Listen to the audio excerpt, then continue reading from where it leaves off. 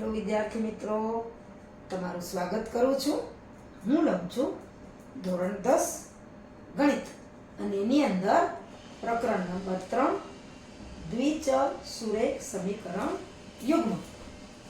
પ્રકરણ ત્રીજું દ્વિચલ સુરેખ સમીકરણ યુગ્મ.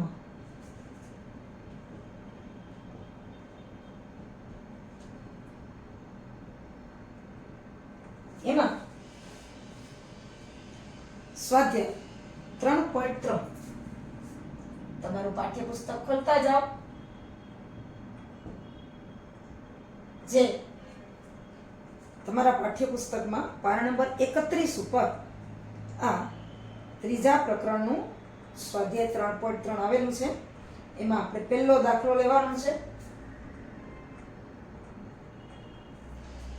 નીચેના સુરેખ સમીકરણ યુગ્મનો ઉકેલ લોપની રીતે અને આદેશની રીતે શોધો. બે રીતે શોધવાનો છે. એનો આપણે લેવાનો છે ત્રીજો પેટા વિભાગ. બે સમીકરણો આપ્યા છે. 3x - 5y - 4 બરાબર 0. 3x - 5y - 4 બરાબર 0 અને 9x બરાબર 2y + 7. આ સમીકરણો આપણને આપ્યા છે. હવે લોપની અને આદેશની બે રીતે શોધવાનું છે. સૌથી પહેલા તો આપણે સમીકરણો છે એને આપણે જે સમીકરણ યુગ્મમાં દાખલા ગણીએ છીએ અચળ પદ બરાબરની બીજી બાજુ હોય એ રીતે આપણે એને ગોઠવીએ. હવે આ જુઓ,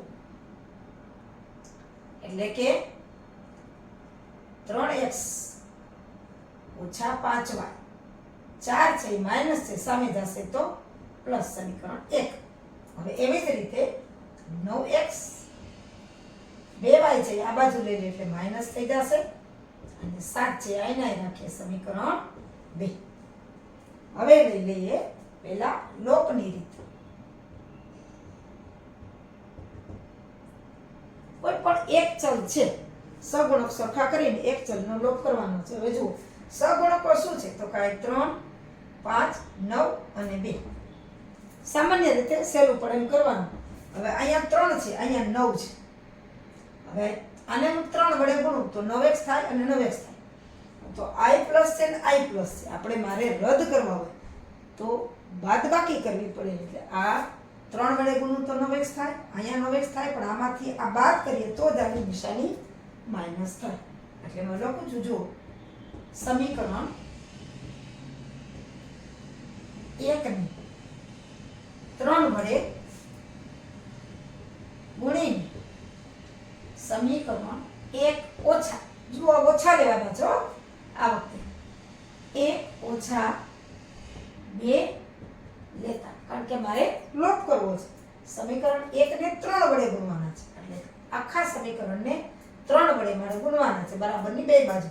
3 × 3 એટલે 9x ઓછા 5 × 3 એટલે 15 વાર અને 4 × 3 એટલે 12. હવે બીજા સમીકરણને મારે ગુણવાના નથી પણ માઈનસ કરવાના છે. એટલે કે -9x ઓછા 2y બરાબર 7. હવે જુઓ, જ્યારે આપણે બીજું સમીકરણ માઈનસ કરીએ ત્યારે બીજું જે સમીકરણ છે એની નિશાની બદલી જાય, એટલે કે વિરોધી થઈ જાય. પ્લસ હોય તો માઇનસ થાય, માઇનસ હોય તો પ્લસ થાય. એટલે આ જે નિશાની અહીંયા હું ન કરું પણ 9 ને 9 અને આ નિશાની માઇનસ થઈ જશે, આ માઇનસ છે પ્લસ થઈ જશે અને આ પ્લસ છે એટલે માઇનસ થઈ જશે. પ્લસ હોય નિશાની માઇનસ, માઇનસની પ્લસ અને પ્લસની માઇનસ. હવે આપણે આનો સરવાળો પૂરો કરવો પડે. નિશાની આ જે સમીકરણ છે એની નિશાની આગળમાંની, એટલે 9x ઓછા 9x એટલે 0. હવે ઓછા 15y, આ ઓછાની પણ વત્તા લેવાના, ઓછા 15y વત્તા 2y, ઓછા 15 વત્તા 2 એટલે ઓછા 13y અને 12 ઓછા 7 એટલે 12 માંથી 7 જાય તો 5 આવે. આપણને ખ્યાલ છે. એટલે આવ્યા ઓછા 13y વત્તા 5. જુઓ x નો લોપ થઈ ગયો, એટલે કે ઓછા 13y બરાબર 5. હવે y ને સૂત્રનું કરતા બનાવીએ તો y બરાબર 5 છેદમાં ઓછા 13 એટલે કે y બરાબર ઓછા 5 છેદમાં 13. આ y ની કિંમત હવે y ની કિંમત કોઈ પણ એક સમીકરણમાં મૂકી દઈએ. સમીકરણ 1 માં મૂકી, 2 માં મૂકીએ. ચાલો, પરિણામ એક જ સરખું આવવાનું છે. સમીકરણ 2 માં મૂકીએ y ની જગ્યાએ જ્યાં y હશે ત્યાં -5 છેદમાં 13. હવે 9x ઓછા 2 -5 છેદમાં 13 બરાબર 7. 9x માઇનસ ગુણ્યા માઇનસ એટલે પ્લસ 5 દુ 10 છેદમાં 13 બરાબર 7. હવે અહીંયા 13 છે એ લઘુત્તમ સાધારણ અવયવ આવશે એટલે કે અથવા તો આને સામેની બાજુ જવા દઈએ એટલે કે 9x બરાબર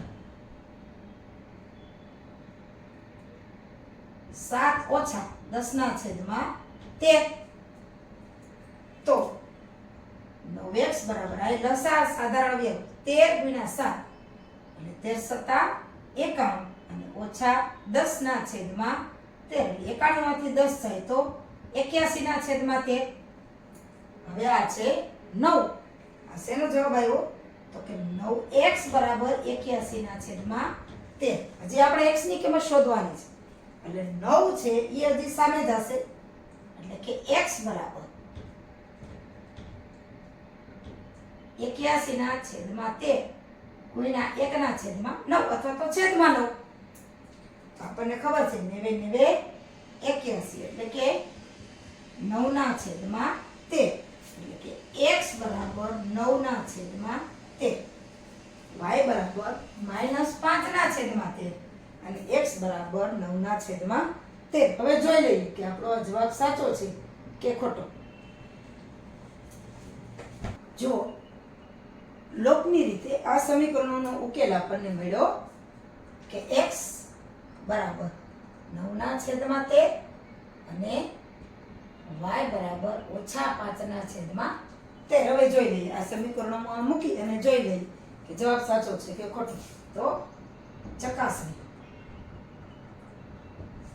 તો x અને y ની કિંમત મૂકી દઈએ તો 3 9 છેદમાં 13 ઓછા 5 ઓછા 5 છેદમાં 13 ઓછા 4. જોઈએ 0 આવે છે કે નહીં. 13 ગુણ્યા 9 3 ગુણ્યા 9 9 તેરી 27 છેદમાં 13 ઓછા ઓછે ઓછે વત્તા પચું 25 છેદમાં 13 અને ઓછા 4. હવે જોઈએ 27 વત્તા 25 અને 13 ચોકું 52 છેદમાં 13. હવે જોઈએ 27 વત્તા 25 એટલે 52 ઓછા 52 છેદમાં 13 એટલે કે 0 છેદમાં 13 એટલે કે 0. એટલે કે પેલા સમીકરણમાં કિંમત મૂકીએ તો આની કિંમત 0 થાય છે એટલે આપણો જવાબ છે એ સાચો છે. હવે બીજા સમીકરણમાં જોઈએ 9x એટલે કે 9 છેદમાં 13 બરાબર 2y એટલે કે ઓછા 5 છેદમાં 13 અને વત્તા 7. જોઈએ બે બાજુ બરાબર આવે છે કે નહીં. 90 81 છેદમાં 13 બરાબર 5 10 ઓછા 10 છેદમાં 13 વત્તા 7 એટલે તો સાધારણ અવયવ 7 આવશે એટલે 13 આવશે. 81 છેદમાં 13 ઓછા 10 13 ગુણ્યા 7 13 7 51 છેદમાં 13 એટલે 81 છેદમાં 13 બરાબર 91 ઓછા 10 અને વત્તા 91 એટલે વત્તા 81 છેદમાં 13. જો બરાબરની બે બાજુ જવાબ આવી ગયો એટલે કે ઉકેલ x બરાબર 9 છેદમાં 13 અને y બરાબર ઓછા 5 છેદમાં 13 છે. હવે આ લોકની રીતે આપણે ઉત્તર શોધો અને એની ચકાસણી કરી તો આપણો જવાબ છે ઈ સાચો છે. હવે આ જ દાખલાને આપણે આદેશની રીતે ગણવાનો છે. પ્રમાણનો ઉકેલ આપણે આદેશની રીતથી જોવાનો છે. તો આદેશની રીત, હવે જુઓ, કોઈ પણ એકને આપણે સૂત્રનો કરતા બનાવવાનું છે કોઈ પણ રીતે. આમાંથી હું y ને સૂત્રનો કરતા બનાવું. સમીકરણ 2 પરથી y ની કિંમત લેતા, y છે 2y છે, માઈનસ છે આ બાજુ આવશે એટલે પ્લસ 7 છે આ બાજુ આવશે તો માઈનસ, એટલે કે 2y બરાબર 9x ઓછા 7. 9x ની બાજુમાં 2y હતા એ બરાબરની સામે ગયા એટલે પ્લસ, અને 7 છે બરાબર ની પેલી બાજુ હતા એ 9x ની બાજુમાં આવ્યા એટલે માઈનસ, એટલે કે y બરાબર 9x ઓછા 7 છેદમાં 2 સમીકરણ 3. કારણ કે y ને આપણે એકલો કરવાનો છે, સૂત્રનો કરતા બનાવવાનો છે. હવે સમીકરણ 2 માંથી y ની કિંમત લીધી એટલે આ y ની કિંમત સમીકરણ 1 માં મૂકીએ. સમીકરણ 1 માં y ની કિંમત મૂકતા જોઈએ જ્યાં જ્યાં y હશે ત્યાં 9x ઓછા 7 ના છેદમાં 2 સમીકરણ 1 માં મૂકતા એટલે 3x ઓછા 5 y ની જગ્યાએ 9x ઓછા 7 ના છેદમાં 2, 9x ઓછા 7 ના છેદમાં 2 અને બરાબર 4. જો બધું x ના સ્વરૂપમાં આવી ગયું છે.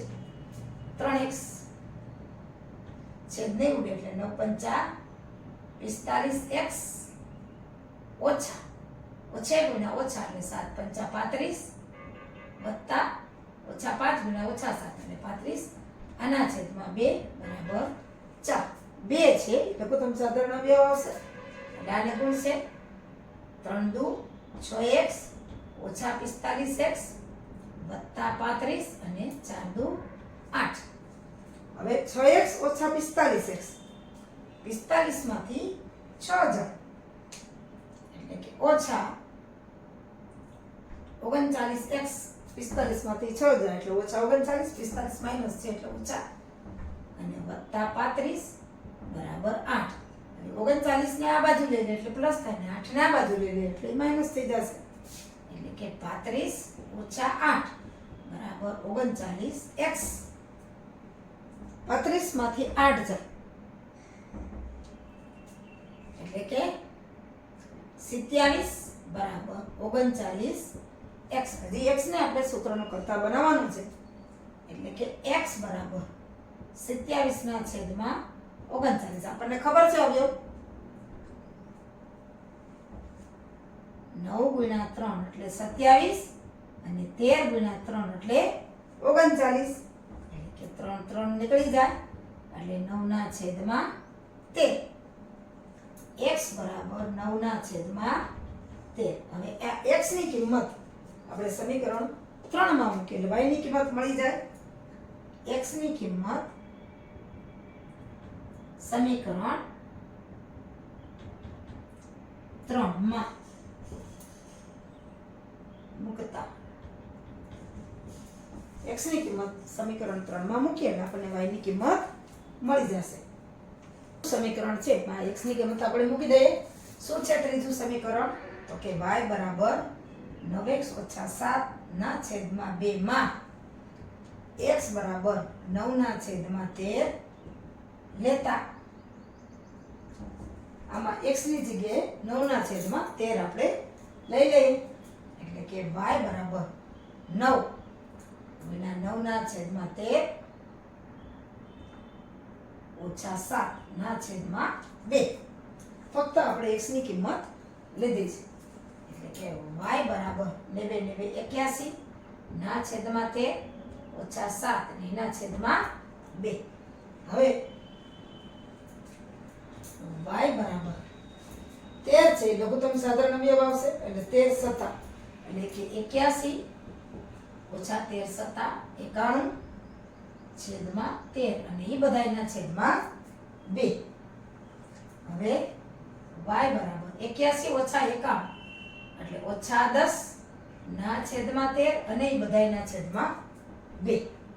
હવે અંશનો છેદ છે એ હંમેશા છેદમાં આવે. આ 13 છે એ અંશનો છેદ છે એટલે છેદમાં આવશે એટલે ઓછા 10 13 ગુણ્યા 2 એટલે કે y બરાબર ઓછા 10 ના છેદમાં 13 દુ 26 એટલે કે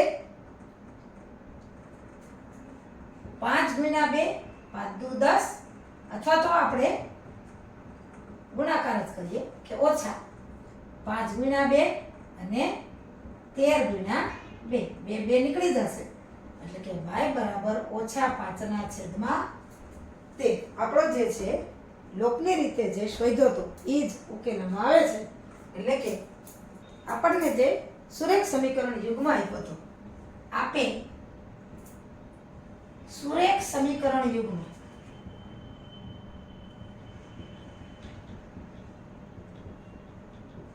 ઉકેલ x બરાબર આપણે જોયું કે 9 ના છેદમાં 13 અને y બરાબર ઓછા 5 ના છેદમાં 13 છે. આ છે આપણો જવાબ છે. લોકની રીતે અને આદેશની રીતે બેની રીતે લઈ ઉકેલ શોધ્યા અને આપણે ચકાસણી પણ કરી લીધી. આ રીતે હવે દાખલા થાય છે.